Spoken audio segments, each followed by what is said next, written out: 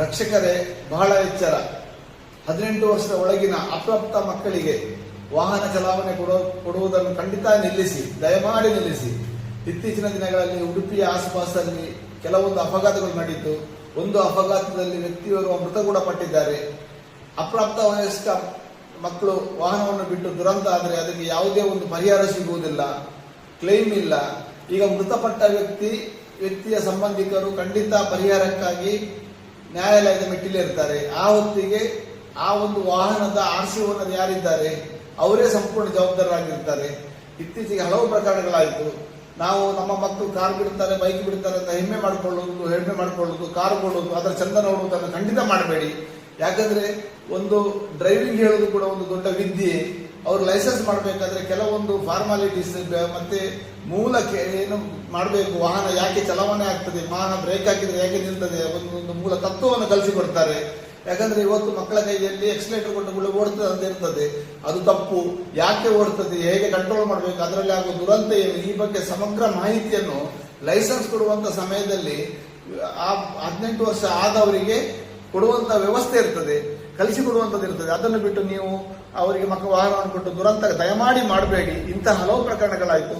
ಕೇವಲ ಹೆತ್ತವರು ಮಾತ್ರ ಅಲ್ಲ, ಸಮಾಜದಲ್ಲಿ ಕೂಡ ಯಾರು ಕೂಡ ದಯಮಾಡಿ ಮಕ್ಕಳಿಗೆ ವಾಹನವನ್ನು ಕೊಡಬೇಡಿ.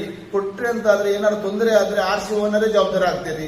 ಶಾಲೆಯಲ್ಲಿ ಶಿಕ್ಷಕರು ಕೂಡ ಈ ಬಗ್ಗೆ ಒಂದು ಸರಿಯಾದ ಒಂದು ತಿಳುವಳಿಕೆಯನ್ನು ಮಕ್ಕಳಲ್ಲಿ ಕೊಡಬೇಕು. ಯಾಕಂದ್ರೆ ಕೇವಲ ಮಾರ್ಕ್ 100ರಲ್ಲಿ 90, 98, 99 ಹೇಗೆ ತೆಗೆಯುವುದು ಮಾತ್ರ ಅದೇ ಮುಖ್ಯ ಉದ್ದೇಶ ಅಲ್ಲ. ಬದುಕುವ ರೀತಿಯನ್ನು ಕಲಿಸುವಂತ ವ್ಯವಸ್ಥೆ ಕೂಡ ಶಿಕ್ಷಣ ಸಂಸ್ಥೆಗಳಲ್ಲಿ ಆಗಬೇಕು. ಇವತ್ತು ಶಾಲೆಗೆ ಹೋಗುವ ಅದೆಷ್ಟು ಮಕ್ಕಳು ವಾಹನವನ್ನು ಇಟ್ಕೊಂಡು ಬರ್ತಾರೆ. ಅವರಲ್ಲಿ ಎಷ್ಟೋ ಜನರಲ್ಲಿ 18 ವರ್ಷಕ್ಕಿಂತ ಕೆಳಗಿರ್ತಾರೆ. 18 ವರ್ಷಕ್ಕಿಂತ ಕೆಳಗಿನಿಂದ ಅಪರಾಧ ಮಾಡಿದ್ರೆ ಅವರನ್ನು ಅಪರಾಧಿ ಅಂತ ಪರಿಗಣಿಸಲಿಕ್ಕೆ ಆಗುವುದಿಲ್ಲ. ಕಾನೂನು